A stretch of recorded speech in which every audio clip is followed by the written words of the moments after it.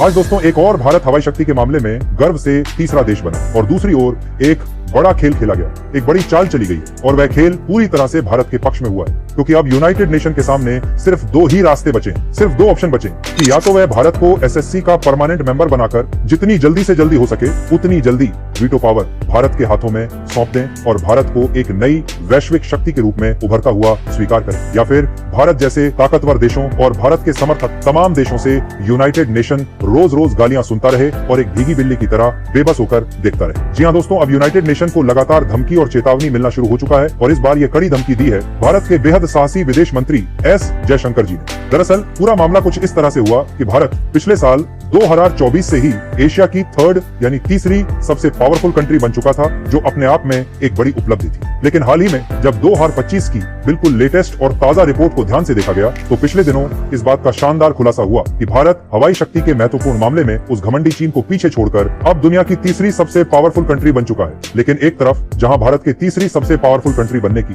ये गर्व भरी खबर आई, वहीं दूसरी ओर इस खबर ने यूनाइटेड नेशन में जबरदस्त हलचल मचा दी, तहलका मच गया, क्योंकि दूसरी ओर भारत को यूनाइटेड नेशन में परमानेंट मेंबर बनाने और वीटो पावर दिलाने की गर्मा गर्म बहस पहले से ही जोरों पर चल रही थी। लेकिन अब जब पूरी दुनिया ने अपनी आंखों से ये साफ साफ देख लिया है कि भारत थर्ड पावरफुल कंट्री बन चुका है, तो भारत के तेज तर्रार विदेश मंत्री एस जयशंकर जी ने यूनाइटेड नेशन को सीधी और कड़ी धमकी देना शुरू कर दिया है, जिससे अब उनके सामने बस दो ही विकल्प बचे हैं कि या तो वह तुरंत बिना देर किए जल्द से जल्द भारत के हाथों में वीटो पावर की ताकत सौंप दें, या फिर भारत के साथ साथ दूसरे कई देशों से भी रोज गालियां और आलोचना सुनने के लिए तैयार रहे। दरअसल दुनिया भर के अनगिनत देशों द्वारा जोरदार समर्थन मिलने के बावजूद भी आपको ये जानकर बेहद हैरानी और निराशा होगी कि अभी तक भी भारत को एसएससी यानी यूनाइटेड नेशन सिक्योरिटी काउंसिल का परमानेंट मेंबर ना तो बनाया गया है और ना ही वीटो पावर की महत्वपूर्ण ताकत भारत के हाथों में सौंपी गई है। दरअसल वीटो पावर का सीधा और सरल मतलब होता है किसी भी प्रस्ताव या फैसले को रोकने का विशेष अधिकार, यानी अगर कोई देश या व्यक्ति किसी निर्णय को रोकना चाहे तो वह बस नहीं कहकर उसे ब्लॉक कर सकता है,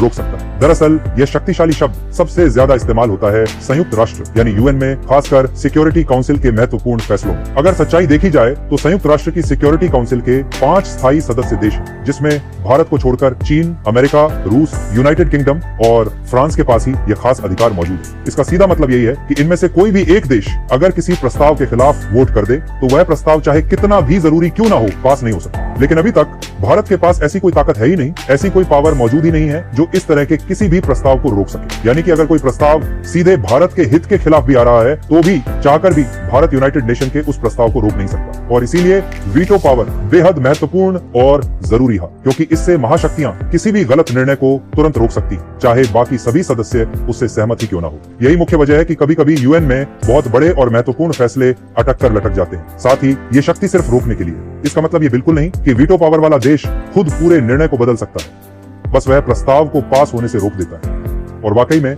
यही ताकत तो है जो भारत को सबसे ज्यादा चाहिए, जिसकी भारत को सख्त जरूरत है, क्योंकि कई ऐसे प्रस्ताव समय समय पर आते रहते हैं जिनसे भारत का सीधा नुकसान होता है, लेकिन चीन का, अमेरिका का और बाकी देशों का फायदा होता रहता है, तो उस प्रस्ताव को आसानी से पास कर दिया जाता है। वह तो भारत की खुशनसीबी और किस्मत है कि रूस जैसा मजबूत और भरोसेमंद देश भी पहले से यूनाइटेड नेशन का परमानेंट मेंबर है। तो ज्यादातर समय यही होता है कि भारत के सीधे खिलाफ कोई बड़ा प्रस्ताव आसानी से नहीं आ पाता। लेकिन एक पल के लिए आप गंभीरता से सोचकर देखिए कि जिस यूनाइटेड नेशन में भारत ने शुरुआत से काफी बड़ा और महत्वपूर्ण योगदान दिया है, उसी यूनाइटेड नेशन ने भारत को अभी तक परमानेंट मेंबर बनाया ही नहीं, जबकि आज भारत दुनिया की चौथी सबसे बड़ी अर्थव्यवस्था बन चुका है और भारत के पास भी ऐसी ताकत होनी चाहिए, ऐसी पावर। क्योंकि मान लीजिए आज रूस से दोस्ती है, मजबूत रिश्ते हैं, लेकिन कल भविष्य में दोस्ती रहे या ना रहे यह कोई नहीं जानता।